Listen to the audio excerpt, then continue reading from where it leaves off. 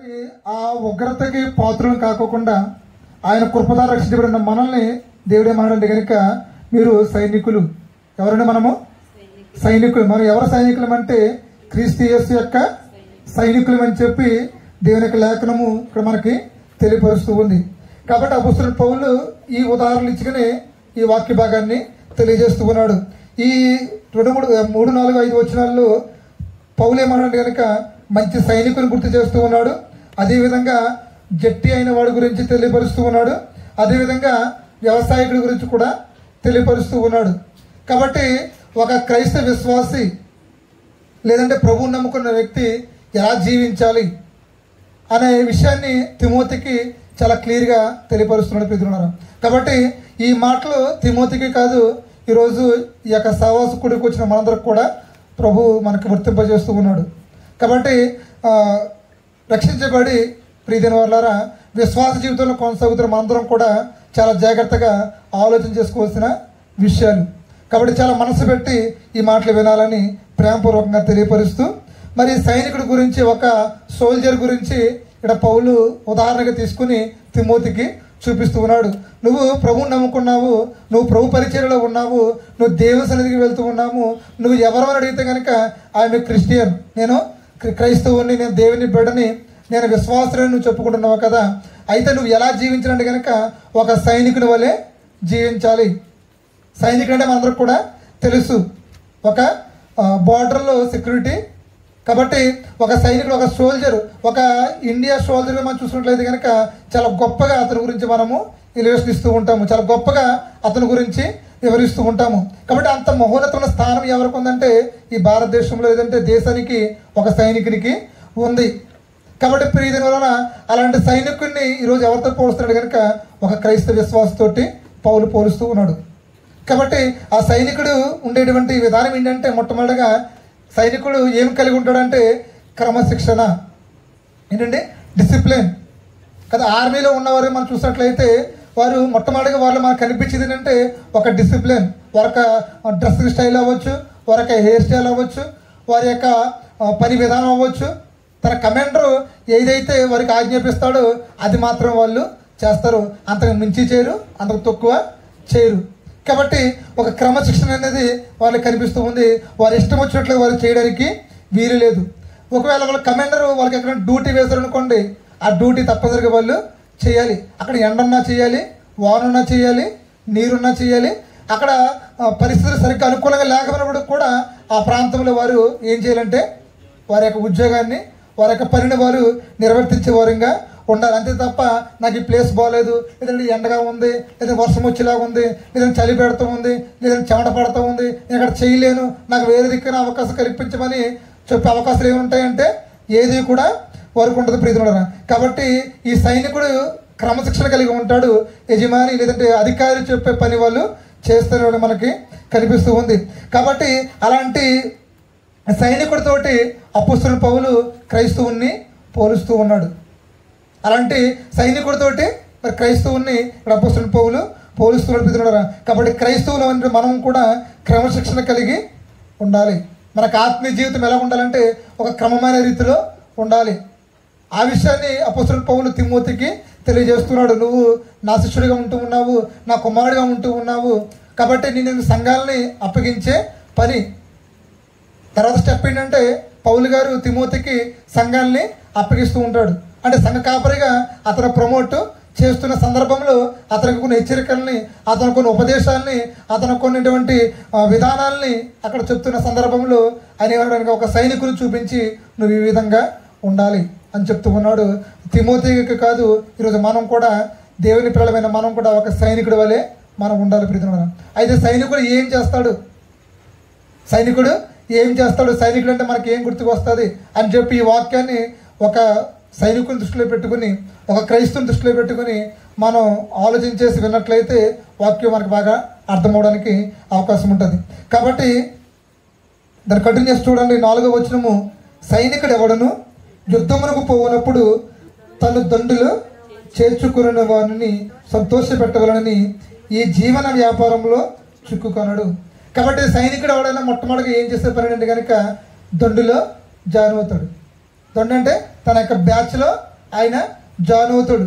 కాబట్టి అతను జాయిన్ అయినప్పుడు తన యొక్క ఉద్దేశం లేదంటే వారిని ఎలా ప్రిపేర్ చేస్తారంటే కనుక ఇది నా దేశ రక్షణ కొరకు నా ప్రాణాన్ని అయినా సరే అర్పించడానికి నేను వెరికాడను అని ఒక తీర్మానం తీసుకొని ఆ సైనికులు సైన్యంలోకి చేరతారు. అంతే తప్ప నేను అక్కడికి వెళ్తే యుద్ధం చేస్తా చనిపోతానేమో, లేదంటే మళ్ళీ ఇంటికి తిరిగి వస్తానా లేదా అని ఆలోచన కాదు. యుద్ధంలోకి దీని వెంటనే ప్రతిదే దేశం కోసం ప్రతితను చనిపోతే దేశం కోసము చనిపోతా అంటే ఆల్మోస్ట్ వాళ్ళు చనిపోవడానికి సిద్ధపడే వాళ్ళు ఎక్కడ దిగుతారు, యుద్ధ రంగంలోనికి దిగుతారు. లేదంటే చనిపోవడానికి సిద్ధపడే వాళ్ళు ఆర్మీలోనికి లేదంటే సైన్యంలోనికి వెళ్ళిన సందర్భాలు మనకి కనిపిస్తుంది. కానీ ఎక్కువగా ఎవరు కూడా బాధపడరు వాళ్ళ గురించి, ఎందుకంటే వాళ్ళు సిద్ధపడి అన్నిటికీ సిద్ధపడి వాళ్ళు వెళ్తుంటారు. కుటుంబస్తులు కూడా ఆటోమేటిక్గా వాళ్ళు దానికి ఫిక్స్ అయ్యే వాళ్ళు ఉంటూ ఉంటారు ప్రీతిలో. కాబట్టి సైనికుడు అవ్వాలని సరే దండులో జాయిన్ అవ్వాలి. ఆ దండులో జాయిన్ అయినప్పుడు వాళ్ళు ఎలా ప్రిపేర్ అంటారు కనుక సైన్యంలో చేరుతూ ఉన్నాము, అవసరమైతే మా ప్రాణాలైనా సరే మేము పోగొట్టుకుంటాం, అవసరమైతే మేము ప్రాణాలైనా సరే పోగొట్టుకుంటామనే ఒక ఆలోచనతోటి వారు వెళ్తూ ఉంటారు. అయితే క్రైస్తవ విశ్వాసులు మనము మరి పౌలు గారు మనల్ని కూడా సైనికుడితో పోలుస్తున్నారు. కాబట్టి మరి ఈరోజు మన ఆలోచన విధానం ఎలా ఉండాలి, ఈరోజు మన ఆలోచన విధానము ఎలా ఉండాలి ఒకసారి మనం ఆలోచన చేసుకుందాం.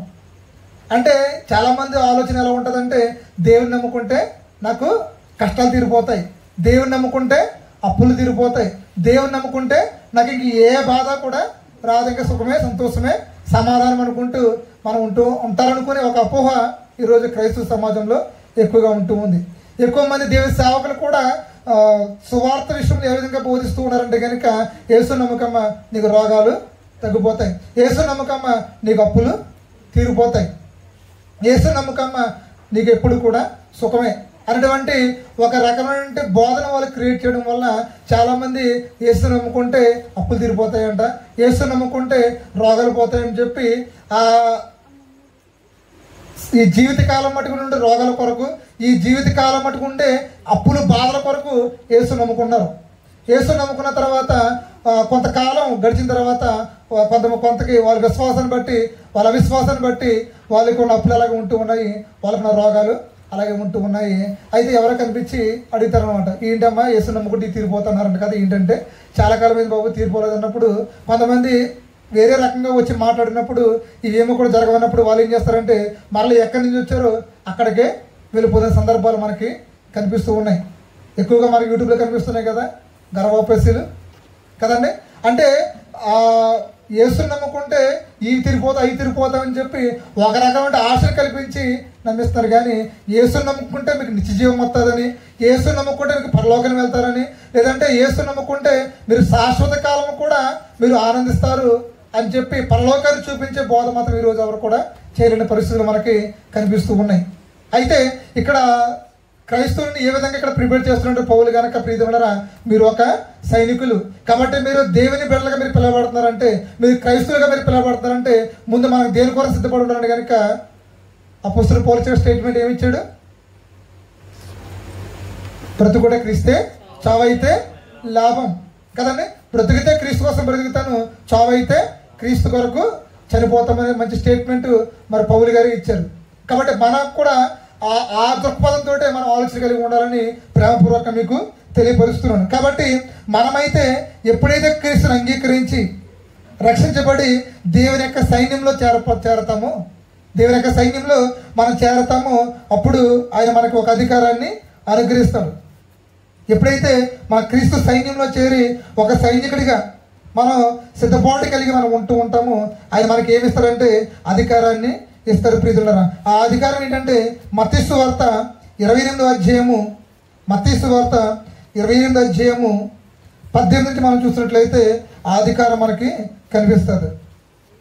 మత్తయి సువార్త 28వ అధ్యాయము 18వ వచనం నుంచి, అయితే యేసు వారి యొద్దకు వచ్చి పరలోకమందును భూమి మీదను నాకు సర్వాధికారము ఇయ్యబడి ఉన్నది, కాబట్టి మీరు వెళ్ళి సమస్త జనులను శిష్యులుగా చేయుడి, తండ్రి యొక్కయు కుమారుని యొక్కయు పరిశుద్ధాత్మ యొక్కయు నామంలోనికి వారికి బాప్తిసమిచ్చుము.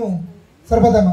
ఇక్కడ ప్రభుని యేసుక్రీస్తు వారు చనిపోయి తిరిగి లేచి ఆయన 40 దినాలు శిష్యులకు కనబడిన తర్వాత ఆయన మరలా ఆరోహణం అవడానికి సిద్ధపడుతున్న సందర్భంలో మన శిష్యులతో మాట్లాడుతున్న సందర్భం ఇది. కాబట్టి శిష్యులతో వారు మాట్లాడితే ఏమన్నారంటే కనుక, పరలోకమందును భూమి మీదను నాకు సర్వాధికారము ఇవ్వబడింది. సర్వాధికారం నాకు ఇవ్వబడింది. ఇది ఎప్పుడంటే ఆయన చనిపోయి తిరిగి లేచి ఆయన మరలా ఆరోహణానికి సిద్ధపడుతున్నటువంటి సందర్భంలో మాట్లాడుతున్నటువంటి మాటలు. కాబట్టి నాకు ఈ భూమి మీద సర్వాధికారం ఇవ్వబడినది, కాబట్టి మీరు వెళ్ళండి, మీరు వెళ్ళండి. మనకు అధికారం ఇస్తున్నాడు ప్రభు. ఆయన దండులో చేరాం కదా, ఆయన బిడలుగా మనం పిలబడుతున్నాం కదా, క్రైస్తవుగా పిలబడుతున్నాం కదా. యుద్ధంలో చేరిన సైనికుడికి ఏమో యుద్ధాయుధాలు ఇచ్చి మీరు యుద్ధంలోకి వెళ్ళండి, యుద్ధం చేయమని చెప్పి ఒక సైనికుని ఏ విధంగా ప్రిపేర్ చేసి వారి యొక్క అధికారి వారిని పంపుతాడు, వారికి అధికారి ఏ విధంగా పంపుతాడు, అదేవిధంగా ఇక్కడ ప్రభువైన యేసుక్రీస్తు వారు కూడా ప్రీతినులారా మన దేవుడు కూడా విశ్వాసులుగా రక్షించబడి మనం కూడా దేవుని యొక్క సైన్యంలోకి చేర్చబడిన తర్వాత ప్రభు మనకిస్తున్న అధికారం ఏంటంటే, మీరు వెళ్ళండి. ఎక్కడికి వెళ్ళండి కనుక, సర్వలోకానికి వెళ్ళి సర్వ సృష్టికి సువార్తను ప్రకటించండి. ప్రభు మనకు అప్పగిస్తున్న పని ఏంటంటే సువార్త పని. మనకు అప్పగిస్తున్న పని ఏంటంటే సువార్త పని. అది పని అనుకుంటాం కానీ అది పని కాదు, అది ఒక అధికారం. అది ఒక అధికారంతో కూడినటువంటి బాధ్యత. అది ఒక బాధ్యత కాదు, ఇక్కడ ప్రవహిస్తున్నటువంటి ఒక ఆజ్ఞ దాన్ని ఇమిడి ఉంది కదండి. చూడండి, కాబట్టి మీరు వెళ్ళి సమస్త జనులను శిష్యులుగా చేయడి, తండ్రి యొక్కయు కుమారుని యొక్కయు పరిశుద్ధాత్మ యొక్క నామములో వారికి బాప్తిసమిచ్చుచు నేను మీకు ఏ ఏ సంగతులను ఆజ్ఞాపించుతునో వాటన్నిటిని గైకొనవలనని వారికి బోధించుడి. ఇదిగో నేను యుగ సమాప్తి వరకు సదాకాలం మీతో కూడా ఉండునని వారితో చెప్పాను. కాబట్టి ఆయన మనకు బాధ్యతలు ఇస్తూ ఉన్నాడు, ఆయన మనకు అధికారాన్ని ఇస్తూ ఉన్నాడు, ఆయన మనకి ఆజ్ఞాపిస్తూ ఉన్నాడు. ఆజ్ఞ అంటే తప్పనిసరిగా చెయ్యాలి. ఇది రాజుగారి ఆజ్ఞ అంటే చేయనట్టగా లేదు కదండి. ఆజ్ఞకి నిజంగా చెప్పడానికి చాలా డిఫరెంట్ ఉంటుంది. ఈ పని చేయబోమంటే ఆడికి ఇష్టం ఉంటే చేస్తాడు, కష్టమైతే మానేస్తాడు. అలా కాకుండా ఇది ఒక ఆర్డర్, ఇది ఒక ఆజ్ఞ. మీరు తప్పనిసరిగా చేయాలంటే అది తప్పనిసరిగా చేయవలసిన పని. ఇప్పుడు గవర్నమెంట్ అనేది కూడా ఆర్డర్లు ఇస్తూ ఉంటుంది అధికారులకి. కాబట్టి ఆ జీవ ప్రకారం అధికారులు తప్పనిసరిగా వారి పనిని వారు నిర్వర్తించాలి. ఒకవేళ ఆ ప్రోటోకాల్ వారు పాటించకపోయినా, ఆ జీవ ప్రకారం వారి నియమ నిబంధనలు వాళ్ళు అప్లై చేయకపోయినా వారికి ఏంటంటే సస్పెన్స్ వాళ్ళని చేయడానికి అధికారులకి అధికారం ఉంటుంది. అదేవిధంగా ఇక్కడ ప్రభువైన యేసుక్రీస్తు వారు మనకిస్తున్నటువంటి ఆజ్ఞ, మనకిస్తున్నటువంటి ఆర్డర్ ఏంటంటే మీరు నా సైన్యంలోనికి వచ్చారు అంటే మీరు రక్షించబడి మీరు నా పనిలోనికి, నా దండలోనికి మీరు చేర్చబడ్డారు. కాబట్టి నేను మీకు ఒక అధికారాన్ని ఇస్తూ ఉన్నాను. ఆ అధికారం ఏంటంటే సువార్తను ప్రకటించేటువంటి అధికారం. సమస్త జనులను శిష్యులుగా చేయమంటూ ఉన్నాడు. ఆ సర్వలోకానికి వెళ్ళి సువార్తను ప్రకటించమంటూ ఉన్నాడు ప్రియజనులను. కాబట్టి ఈ అధికారాన్ని, ఈ ఆజ్ఞని ఈరోజు మనం ఎంతమంది రిసీవ్ చేసుకుంటూ ఉన్నాం. యాక్చువల్లీ ఈ యొక్క మాట ప్రియజనుల సంఘానికి ఇస్తూ ఉన్నాడు. సంఘంలో ఈరోజు మరబడిన ఆజ్ఞ అంటే ఇదే, ఏంటంటే సమస్త జనులను శిష్యులుగా తయారు చేయడం. ఈరోజు మనం ఏం చేస్తామంటే విశ్వాసం తయారు చేసే పనిలో ఉన్నాం కానీ శిష్యులను తయారు చేసే పనిలో లేదు. అయ్యా మీకు ఎంతమంది విశ్వాసులు అంటే, అయ్యా మాకు 200 మంది విశ్వాసులు అండి, మాకు 500 మంది విశ్వాసులు అండి, 50,000 మంది విశ్వాసులు ఉన్నారు. కానీ అయ్యి ఎంతమంది శిష్యులు అంటే, ఎంతమంది శిష్యులు అంటే ఆలోచించేద్దాం ప్రీతులారా. కాబట్టి ఆయన మనకు అప్పగిస్తున్న ఆజ్ఞ, ఆయన మనకు అప్పగిస్తున్నటువంటి అధికారం ఏంటంటే కనుక మనం వెళ్ళాలి, సువార్తను ప్రకటించాలి, సమస్త జనులను శిష్యులుగా తయారు చేయాలి. అంతే తప్ప బాప్తిజం తీసుకొని రక్షించబడిపోయి నేను పరలోకం వెళ్ళిపోతానని చెప్పి ఇంట్లో కూర్చుంటే మనకి రెడ్ కార్పెట్ వచ్చేది, మనకి రెడ్ కార్పెట్ ఏమో కూడా వచ్చేది.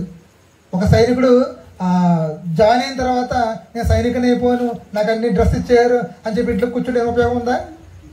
అదే అంతే, ఇది కూడా అంతే. వెళ్ళాలి, యుద్ధంలోకి వెళ్ళాలి, యుద్ధం చేయాలి, అవసరమైతే జయించాలి, అవసరమైతే ప్రాణాలని అర్పించాలి. జయించినా నీ పేరు మారుమోగిపోతుంది, ప్రాణం పోయినా నీ పేరు మారుమోగిపోతుంది. అలాగే ఈ యొక్క మంచి సైనికుడు కూడా ప్రీతులారా, ఈ మంచి సైనికుడు కూడా ప్రవహిస్తున్న అధికారం చేత పట్టుకొని యుద్ధంలోకి వెళ్ళాలి, ప్రకటించాలి. ఒకవేళ మారారా జీవిత ధన్యమే, ఒకవేళ హతసాక్షులు అయిపోయామా అయినా కూడా జీవితము ధన్యమే కదండి, మన జీవితము ధన్యమే. కాబట్టి ప్రియములారా మన తండ్రిలో చేరేవారిగా మనం ఉండాలని తెలియపరుస్తూ ఉన్నాను. అంత మాత్రమే చూడండి, మత్తయి సువార్త 10వ అధ్యాయము 38-39 కూడా చూడండి. మత్తయి సువార్త మన థీమ్ వాక్యం అది. మత్తయి సువార్త 10వ అధ్యాయము 38-39. తన సిలువను ఎత్తుకొని నన్ను వెంబడింపని వాడు నాకు పాత్రుడు కాడు. తన ప్రాణము దక్కించుకుని వాడు దాన్ని పోగొట్టుకున్నాడు కానీ నా నిమిత్తము తన ప్రాణమును పోగొట్టుకునేవాడు దానిని దక్కించుకొనును. చూడండి, దండులో చేరినటువంటి సైనికుడితో మాట్లాడుతున్న మాటలు ఇవి. ఏమన్నా కనుక తన సిలువను ఎత్తుకొని నన్ను వెంబడింపని వాడు నాకు పాత్రుడు కాడు. అదే నేను రక్షించబడిపోయానని చెప్పి మూల కూర్చుంటే ఆయన సిలువను ఎవరు మోస్తారు? ఆయన సువార్తను ఎవరు ప్రకటిస్తారు?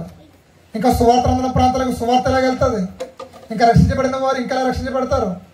ఆయన యొక్క ఆలోచన ఏంటంటే ఒకరి నుంచి ఒకరు. అందుకని ఆయన సమస్త జనులు సువార్తను ప్రకటించమంటూ ఉన్నాడు. సర్వలోకానికి వెళ్ళి సువార్తను ప్రకటించమంటూ ఉన్నాడు. కాబట్టి తన సిలువను ఎత్తుకొని నన్ను వెంబడింపనివాడు నాకు పాత్రుడు కాడు. దండులో చేరినటువంటి వారు దేవునికి అధికారం చేత పుచ్చుకొని దేవుని పని చేయని వారు ఆయన పాత్రులు కారు. అంత మాత్రమే కాదు, తన ప్రాణము దక్కించుకునేవాడు దానిని పోగొట్టుకున్నాడు కానీ నా నిమిత్తము తన ప్రాణమును పోగొట్టుకునేవాడు దానిని దక్కించుకును. అర్థమైంది ఈ వాక్యం? ఏమంటూ ఉన్నాడు? తన ప్రాణము దక్కించుకునేవాడు దాన్ని పోగొట్టుకుంటాడు అంట. తన ప్రాణమును ఆయన నిమిత్తం పోగొట్టుకున్నవాడు దాన్ని దక్కించుకుంటాడు అంట. మరి ఈ వాక్యం మనకి ఎంతమందికి అర్థమవుతుంది? మన నిమిత్తం మనం కాపాడుకుంటూ మన స్వార్థంతో మనం ఉన్నట్లయితే మనం దాన్ని పోగొట్టుకుంటాం.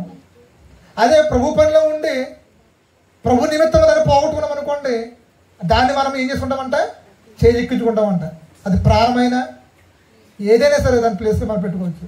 కాబట్టి ప్రియజనులారా, తన ప్రాణము దక్కించుకునేవాడు దాన్ని పోగొట్టుకున్నాడు కానీ నా నిమిత్తము తన ప్రాణమును పోగొట్టుకునేవాడు దానిని దక్కించుకున్నాడు. కాబట్టి ఒక సైనికుడు ఏంటంటే మంచి సైనికుడి గురించి మనం నేర్చుకున్నాడు. ప్రీతులారా, అతను దండులో చేరేవాళ్ళను, అతను దేవుని సైన్యంలో చేరిన వ్యక్తి.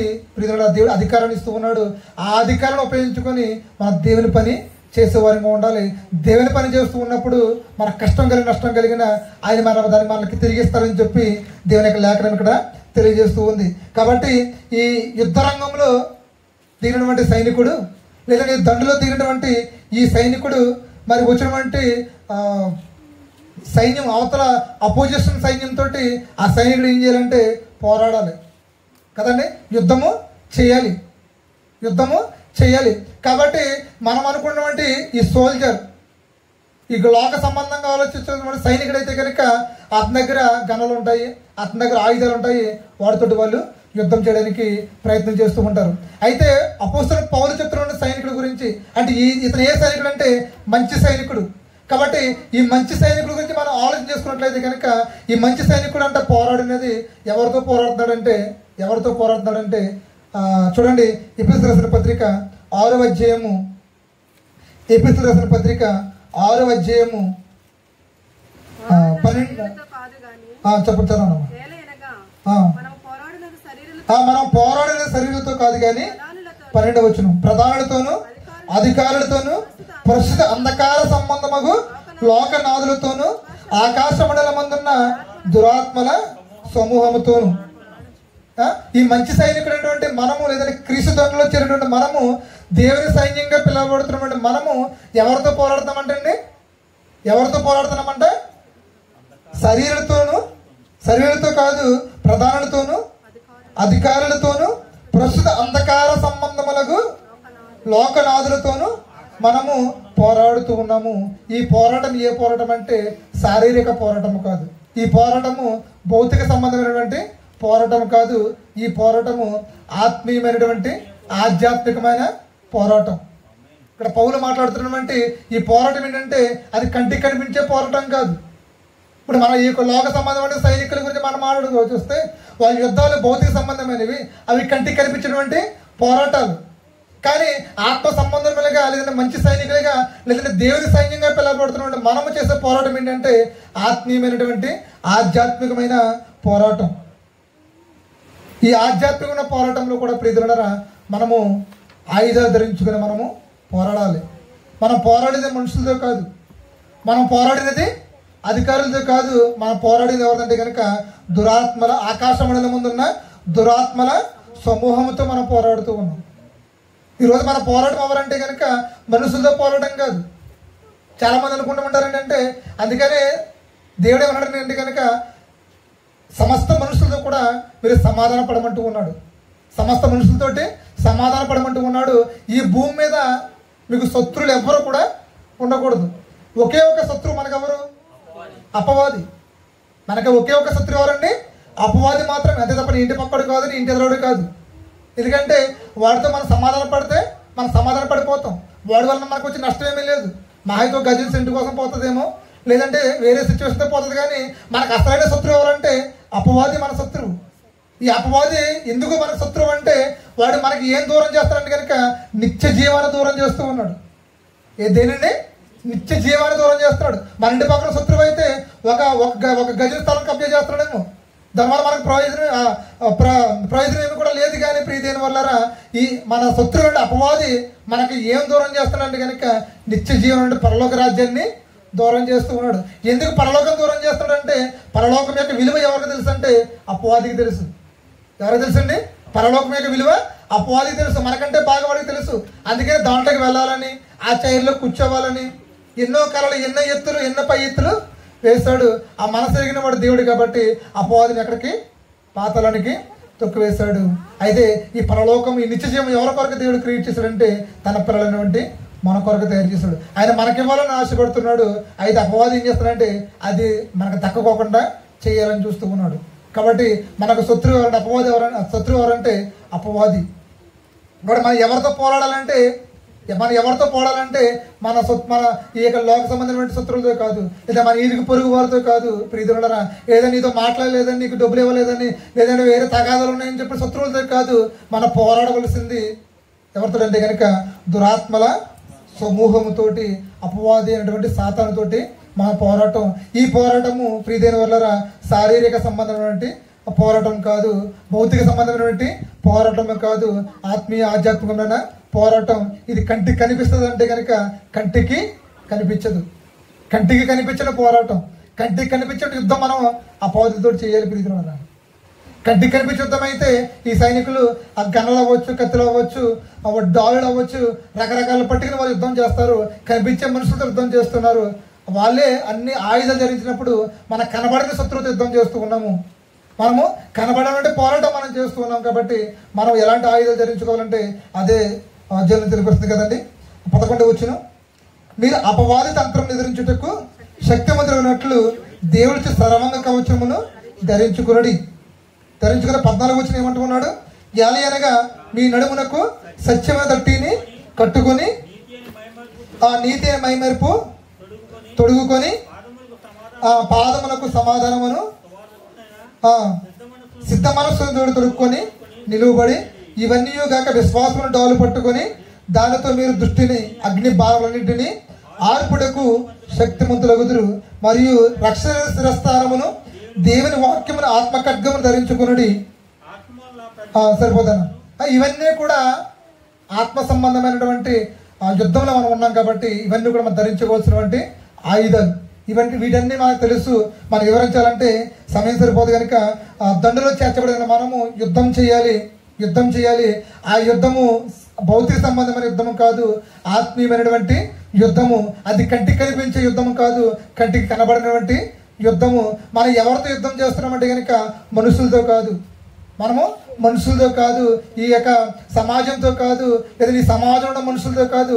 మనం యుద్ధం ఎవరితో చేస్తామంటే కనుక ఈ యొక్క దురాత్మల సమూహమైనటువంటి సాతానుతో మనము యుద్ధం చేస్తూ ఉన్నాం. కాబట్టి ఆ యుద్ధానికి వెళ్ళినప్పుడు విశ్వాసి అయినటువంటి వ్యక్తి, లేదంటే మంచి సైనికుడు అయినటువంటి ఈ సైనికుడు ధరించుకోవాల్సినటువంటి ఆ యుద్ధ సామాగ్రిని ఇక్కడ పౌలు గారు ఎఫెసీ సంఘానికి తెలియజేస్తున్నాడు. కనుక ఈ యుద్ధ సామాగ్రిని మనం ధరించుకొని మన యుద్ధము చేయవలసిన వారు ఉండాలని చెప్పి తెలియపరుస్తున్న ఈ పోరాటం ఏంటంటే ఆధ్యాత్మికమైనటువంటి పోరాటం అని మరొక చోట పౌలు గారు తెలియజేస్తూ చూడండి. 2వ కొరింథీయులకు రాసిన పత్రిక 10వ అధ్యాయము 4వ వచనం చూడండి. మా యుద్ధోపకరణములు శరీర సంబంధమైనవి కావు గాని దేవుని ఎదుట దుర్గములను పడద్రోయజాలనంత బలము గలవై ఉన్నవంట. ఇప్పుడు మనం చదువుకున్నాం కదా 14వ వచనం నుంచి, యుద్ధ సామాగ్రి మనం ధరించుకొని పోయే యుద్ధ సామాగ్రి కంటికి కనిపించవు. దాని గురించి అపోస్తలుడైన పౌలు కొరింథీ సంఘానికి ఏం తెలియజేస్తున్నాడు కనుక, మా యుద్ధోపకరణములు, ఏ యుద్ధోపకరణములు అంటే ఎఫెసీయులో చదివినటువంటి యుద్ధోపకరణములు శరీర సంబంధమైనవి కావు. ఏంటంటివి? మనం చదువుకున్నవి ఏవి కూడా శరీర సంబంధమైనవి కావు.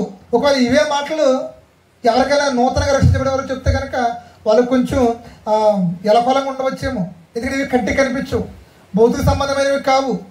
కానీ రంగంలో దిగితేనే వీటి పవర్ ఏంటో తెలుస్తుంది కదండి. ఆ సాతాన్ని ఎదుర్కొంటున్నప్పుడు మనం ప్రార్థన చేస్తూ ఉన్నప్పుడు, ఆ ప్రార్థనలో ప్రియజనులారా మనం సాతాన్ని ఎదురుస్తూ ఉన్నప్పుడు, ఆ ప్రార్థనలో ఆ సాతాను మీద మనం జయం పొందినప్పుడు వీటి యొక్క విలువేంటో మనకు తెలుస్తుంది. కాబట్టి అంటూ ఉన్నాడు, మా యుద్ధోపకరణములు శరీర సంబంధమైనవి కావు కానీ దేవుని ఎదుట దుర్గములను పడద్రోయి జాలినంత బలము కలిగినవంట. ఏంటండి ఈ యుద్ధోపకరణలు ఎంత బలం కలిగినవి? దుర్గములను సైతము పడద్రోయి జాలినంత బలము కలిగినటువంటి ఆ యుద్ధోపకరణములు మనము ధరించుకోవాల్సిన వారమై ఉన్నాము. ఎవరు ధరించుకోవాలి చెప్పండి? మంచి సైనికుడు ధరించుకోవాలి. ఎవరా మంచి సైనికులు? మనమే. ఎవరము? మన గురించే మాట్లాడుతున్నాడు పౌలు. తిమోతి గురించి కాదు, తిమోతి గురించి పక్కన పెడదాం. ఎవరి గురించి? మన గురించి. మనమంటే రక్షించబడిన వారు, దేవుని యొక్క దండులోనికి చేర్చబడిన వారము, అదేవిధంగా దేవుని యొక్క సైన్యంలోనికి చేర్చబడిన వారము. ఎవరైతే ఈరోజు క్రైస్తవుడిగా చెప్పబడుతూ ఉన్నామో, ఏదైనా క్రైస్తవుడిగా మనం పిలవబడుతూ ఉన్నామో, మనం ధరించుకోవాల్సినటువంటి యుద్ధోపకరణములు ఇవి శరీర సంబంధమైనవి కావు. వీటికి ఎంత పవర్ ఉంటుందంటే కనుక దుర్గముల సైతము పడద్రోయి జాలనంత బలమగిలినటువంటి ఈ యుద్ధోపకరణములు ధరించుకొని మనం యుద్ధము చేయాలి. యుద్ధం చేసిన తర్వాత చేయవలసిన పని ఏంటంటే మరలా కొరింథీ పత్రిక రండి, 2వ పత్రిక 2వ అధ్యాయము 3వ వచనం మనం వెళ్దాం. 2వ అధ్యాయము చదవండి 4వ వచనం. సైనికుడు ఎవడను యుద్ధమునకు పోవునప్పుడు తన దండులో చేర్చుకున్న వారిని సంతోషపెట్టవలేను. కాబట్టి ఈ మంచి సైనికుడు చేయవలసిన మరొక పని అంటే ఆ యజమానుని, అధికారిని సంతోషపెట్టాలి. ఈరోజు మన అధికారి, మన యజమానుడు ఎవరంటే కనుక మన దేవుడు, మన యొక్క దేవాది దేవుడు. కాబట్టి ఈ మంచి సైనికుడు చేయవలసిన మరొక పని అంటే దేవుణ్ణి సంతోషపెట్టాలి. ఏం చేయాలండి? మనం చేస్తున్న యుద్ధం వల్ల, మనం చేస్తున్నటువంటి ఆ విజయాలు, మనకు వచ్చినటువంటి విజయాల వల్ల మనం ఎవరిని సంతోషపెట్టాలంటే దేవుణ్ణి సంతోషపెట్టే వరంగా ఉండాలి. మరి ఈరోజు మనం ఎంతమంది దేవుని సంతోషపెడుతూ ఉన్నాం? దేవుని సంతోషపెట్టే స్థితిలో మనం ఉండగలుగుతూ ఉన్నామా? మనుషుల్ని సంతోషపెట్టడానికి అనేకమైన ప్రయత్నం మనం చేస్తూ ఉంటాం కదా, లేదా మన బిడ్డలు సంతోషపెట్టడానికి మనం అనేకమైన ప్రయత్నం చేస్తూ ఉంటాం కదా, ఏదైనా మన మీద వ్యతిరేకంగా ఉన్న వారిని డైవర్ట్ చేసుకోవడం కొరకు, ఏదైనా వారిని సంతోషపెట్టడం కొరకు మనం పడరాని పాటలు మనం పడుతూ ఉంటాం కదా ఈ భూమి మీద. మరి ఎప్పుడైనా దేవుని సంతోషపెట్టే పనులు ఎప్పుడైనా మనం చేసామా? దేవుని సంతోషపెట్టడానికి ఎప్పుడైనా ప్రయత్నం చేసామా? ఒకసారి మనం ఆలోచన చేసుకుందాం. కాబట్టి ఇక్కడ ఎవరిని సంతోషపరచబడాలంటే కనుక దేవుణ్ణి సంతోషపరిచే వారిగా మనం ఉండాలంట. దుండులో చేర్చబడినటువంటి సైనికుడు యుద్ధోపకరణాలు ధరించుకొని శరీర సంబంధమైనటువంటి అపవాదినటువంటి దురాత్మల సమూహంతో పోరాడి ఆ యుద్ధోపకరణాలు ధరించుకొని యుద్ధంలో జయం పొంది ఆ వ్యక్తులు ఏం చేయాలంటే కనుక దేవుని సంతోషపెట్టే వారిగా మనం ఉండాలి. అయితే దేవుని మనం ఎలా సంతోషపెడతామనేది ఒక 2 మాటలు చెప్పి నేను ముగించడానికి ఇష్టపడతాను. ప్రీతిగా ఉన్నాను. ఒక 2 మాటలు చూడండి. హెబ్రీయులకు రాసిన పత్రిక, మన దేవుని మనం ఎలా సంతోషపెడతామంటే హెబ్రీయులకు రాసిన పత్రిక 11వ అధ్యాయము 6వ వచనం చూడండి. ఆ విశ్వాసము లేకుండా దేవునికి ఇష్టడైనట అసాధ్యము. సరిపోతాం. చూడండి, దేవుని ఎలా సంతోషపెడతామంటే, ఎలా దేవుడు సంతోషపడతాడంటే అపోస్తలుడైన పౌలు హెబ్రీ సంఘానికి రాస్తూ ఏమన్నాడంటే కనుక 11:6లో ఏమంటూ ఉన్నాడంటే కనుక విశ్వాసం లేకుండా దేవునికి ఇష్టడైనట అసాధ్యము. అంటే విశ్వాసిగా మనం లేకపోయినట్లయితే, విశ్వాసం కనుక మనం లేకపోయినట్లయితే దేవుడు మన పట్ల సంతోషపడ్డాం. అంటే అవిశ్వాసాలను బట్టి దేవుడు సంతోషపడ్డాం. కాబట్టి ప్రియమైన విశ్వాసం లేకుండా దేవునికి ఇష్టడనుట అసాధ్యము. కాబట్టి మనం దేవుని సంతోషపడాలంటే, దేవుని సంతోషపరచాలంటే మనం ఏం చేయాలి? ఆన్సర్ కూడా దాంట్లో ఉంది. ఏం చేయాలి? ఆ విశ్వాసమే ఉండాలి. కాబట్టి విశ్వాసం మనలో ఉండాలి. విశ్వాసం లేకుండా దేవుని మనము సంతోషపరచలేము. ఒకవేళ అనుకుంటావేమో కానుకలు ఇచ్చేస్తే దేవుడు సంతోషపడిపోతాడని, లేదంటే మందిరానికి వచ్చేస్తే సంతోషపడిపోతాడనుకున్నావేమో, లేదంటే ఏదైనా చేస్తే దేవుడు సంతోషపడిపోతాడనుకున్నాడేమో. అది మన అపోహ, అది మన యొక్క ఆలోచన మాత్రమే. ఒకవేళ ఆ క్రియలు కొంత మటుకు మాత్రమే ఫుల్ఫిల్గా దేవుడు సంతోషపడతాడంటే నాట్ పాసిబుల్. కాబట్టి దేవుడు సంతోషపరిచేటువంటి ఆ విధానాల్లో ఒకటి ఏంటంటే మన విశ్వాసం. నీలో ఉన్న విశ్వాసాన్ని బట్టి దేవుడు నిన్ను బట్టి సంతోషపడతాడు కదండి. మనం సువార్తలు మనం చూస్తూ ఉన్నాం కదా, ఒక అధికారి విషయంలో దేవుడు సంతోషపడతాడు. ఒక మంచి సాక్షిని అధికారిని పట్టిస్తూ ఉంటాడు. నేను ఇతని విశ్వాసాన్ని చూసి అతను దేవుడిని ఆశ్చర్యపడిపోయి ఇశ్రాయేలులో ఇంతటి విశ్వాసం ఎక్కడ కూడా చూడలేదు, ఇలాంటి విశ్వాసం ఎక్కడ కూడా నేను చూడలేదని చెప్పి ఆ అధికారి వంటి ఆ వ్యక్తి విషయంలో దేవుడు ఏం చేస్తాడంటే సంతోషపడుతూ ఉన్నాడు. మరి ఈరోజు నీ విషయంలో, నా విషయంలో, లేదా నీ కలిగిన విశ్వాసాన్ని బట్టి, నాకు కలిగిన విశ్వాసాన్ని బట్టి దేవుడు సంతోషపడుతూ ఉన్నాడా? మన విశ్వాసమేనా? ఎంత విశ్వాసం కలిగి ఉన్నాం? ఒకసారి మనము ఆలోచన చేసుకుందాం ప్రియరా. కాబట్టి దేవుని మనం సంతోషపరచాలంటే మనం ఏం చేయాలంటే కనుక విశ్వాసాన్ని కలిగి ఉండాలి. విశ్వాసాన్ని కలిగి ఉండాలి ప్రియరా. విశ్వాసాన్ని కలిగి ఉన్నట్లయితే దేవుడు సంతోషపడతాడు. చూడండి, రెండవదిగా రోమీయులకు రాసిన పత్రిక 8వ అధ్యాయము, త్వరగా రోమీయులకు రాసిన పత్రిక 8వ అధ్యాయము 5 నుంచి చూడండి. 5 నుంచి 8 వరకు నేనే చదువుతున్నాను, జాగ్రత్తగా చూడండి. 8:5 నుంచి శరీరానుసారులు శరీర విషయమైన మనసునుతురు, ఆత్మానుసారులు ఆత్మ విషయమైన మనసునుతురు. శరీరానుసారమైన మనస్సు మరణము, ఆత్మానుసారమైన మనస్సు జీవమును సమాధానమై ఉన్నది. యాలి అనగా శరీరానుసారమైన మనస్సు దేవునికి విరోధమై ఉన్నది, అది దేవుని ధర్మశాస్త్రమునకు లోబడదు, ఎంత మాత్రమును లోబడనేరదు. కాగా శరీర స్వభావం గలవారు దేవుణ్ణి సంతోషపరచనేరరు. ఎవరు సంతోషపరచరండి? శరీరానుసారమైన మనసు ఎవరైతే కలిగి ఉంటారో వారు దేవుణ్ణి సంతోషపరచరు. మరి ఎవరయ్యా దేవుని సంతోషపరచరండి కనుక ఆత్మానుసారమైన మనసు ఎవరైతే కలిగి ఉంటారో వారు దేవుణ్ణి సంతోషపరుస్తారు. మరి ఈరోజు ఎలాంటి మనసు మనం కలిగి ఉన్నాం? శరీరానుసారమైన మనసును కలిగి ఉన్నామా? ఆత్మానుసారమైన మనసును మనము కలిగి ఉన్నామా? ఒకవేళ శరీరానుసారమైన మనసు మనం కలిగి ఉన్నట్లయితే శరీరం ఏం చెప్తే చేస్తాం మనం కదండి. శరీరానుసార మనసు కలిగి ఉన్నట్లయితే కనుక శరీరము ఏం చెప్తే చేస్తాం, అంటే శరీరేచ్ఛలు నెరవేర్చుకునే వారిగా ఉంటాం మనం. కాబట్టి శరీరేచ్ఛలు దేవునికి ఇష్టమా అంటే దేవునికి ఇష్టము కాదు. అంటే శరీరము తనకి ఇష్టమైన కోరికలను కోరుకుంటూ ఉంటుంది, వెళ్ళొద్దరగలిగి వెళ్తూ ఉంటుంది, కావాలనుకుంటూ ఉంటుంది. అవి దేవునికి ఇష్టం అంటే అవి ఇష్టమైన పనులు కావు. కాబట్టి దేవునికి ఇష్టమైన పనులు మనం చేస్తూ ఉన్నప్పుడు మన దేవుని ఎలా సంతోషపరచగలుగుతాం? దేవునికి ఇష్టమైన పనులు, మనం ఇష్టం కాని పనులు మనం చేస్తున్నప్పుడు మన పనుల పట్ల దేవుడు ఎలాగా సంతోషం ఉండగలుగుతాడు? కాబట్టి ప్రియులారా, రెండవదిగా మన దేవుని సంతోషపరచాలంటే చేయవలసిన పని ఏంటంటే మనము శరీర సంబంధులుగా ఉండకూడదు, ఆత్మ సంబంధులుగా మనం ఉండాలి. శరీరేచ్ఛ నెరవేర్చే వారిగా మనం ఉండకూడదు అంటే ఆత్మ ప్రకారంగా, అంటే వాక్య ప్రకారంగా మనం ఆత్మ ప్రకారంగా మనం నడుచుకునే వారిగా మనం ఉండాలి. కాబట్టి ఈ విధంగా ఉన్నట్లయితే మన దేవుణ్ణి సంతోషపరచగలము. కాబట్టి ఈ మంచి సైనికుడు చేయవలసిన మూడవ పని ఏంటంటే దేవుణ్ణి సంతోషపరచాలి. దేవుని ఎలా సంతోషపరచగలుగుతామంటే కనుక మన విశ్వాసం ద్వారా దేవుణ్ణి సంతోషపరచగలుగుతాం.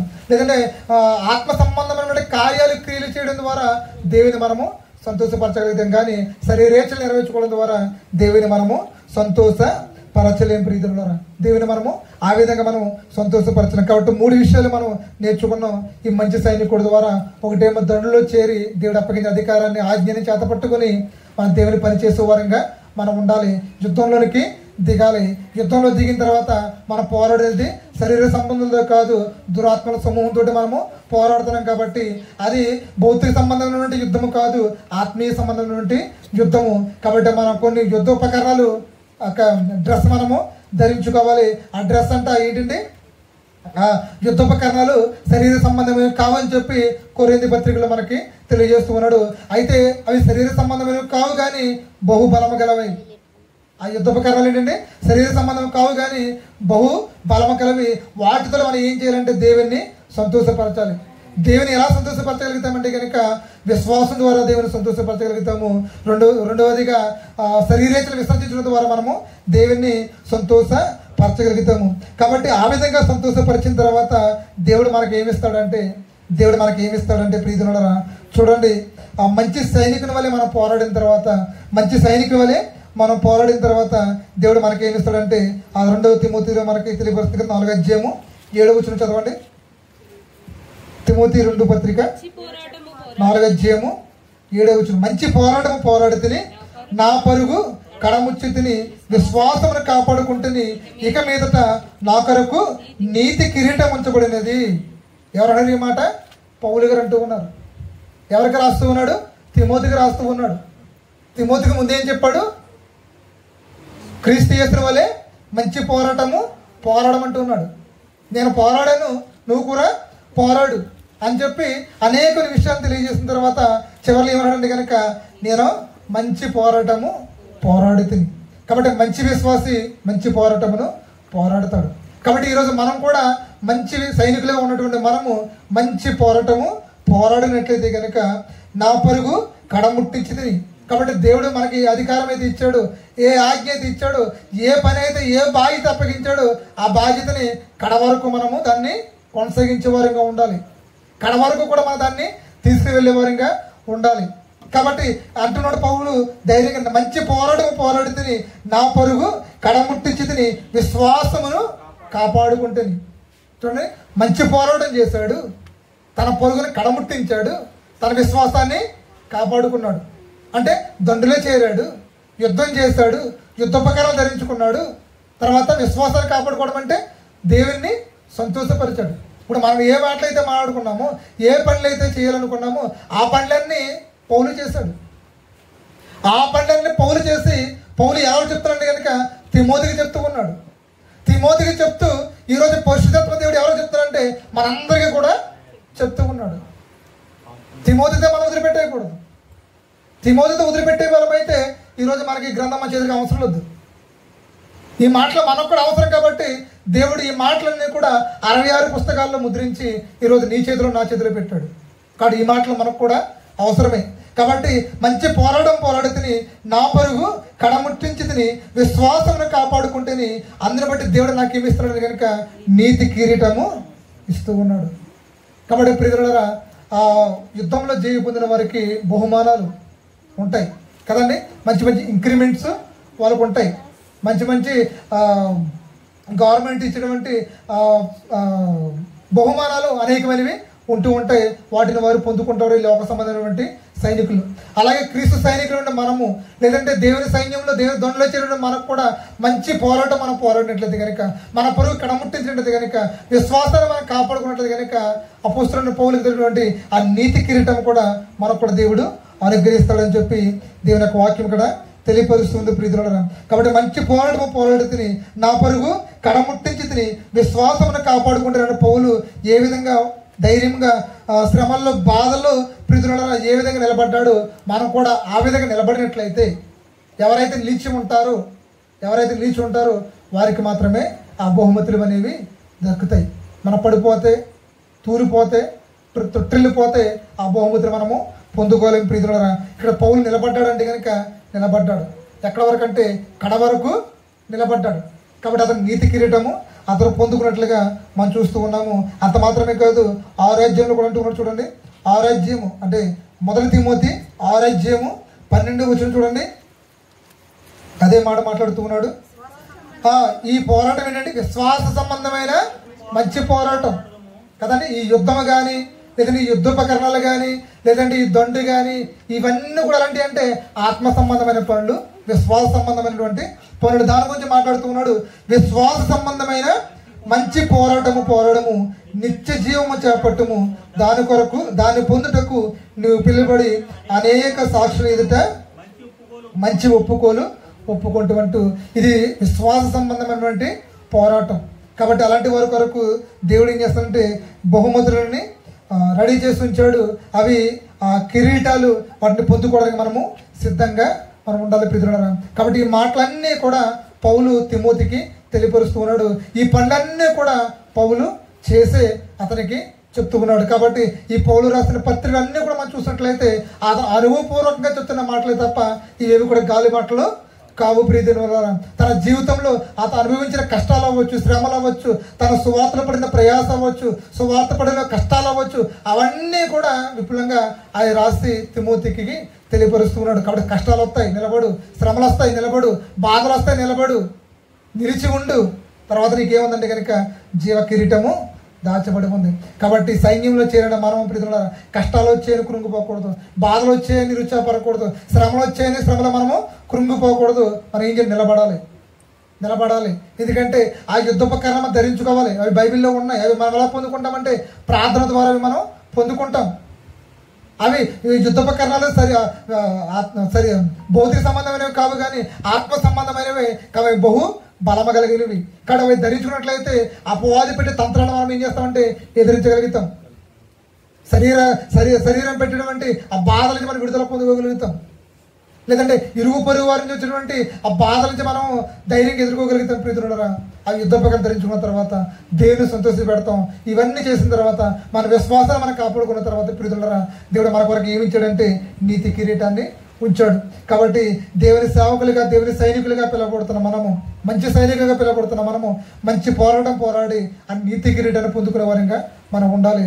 అంతే తప్ప మధ్యలో వెళ్ళిపోయే బ్యాచ్గా మనం ఉండకూడదు. కడ వరకు మనము దాన్ని పట్టుకునే వారంగా ఉండాలి. అటు గొప్ప జీవితాన్ని దేవుడు మనం అనుగ్రహించాలని ఈయన మాటలు తెలియపరుస్తున్న మాటలు ముగిస్తూ ఉన్నాను. ఈ కొద్ది మాటలు దేవుడు దీవించి ఆశీర్వదించును గాక. ఆమేన్. చిన్న ప్రార్థన. ప్రేమ కలిగిన ప్రభువా,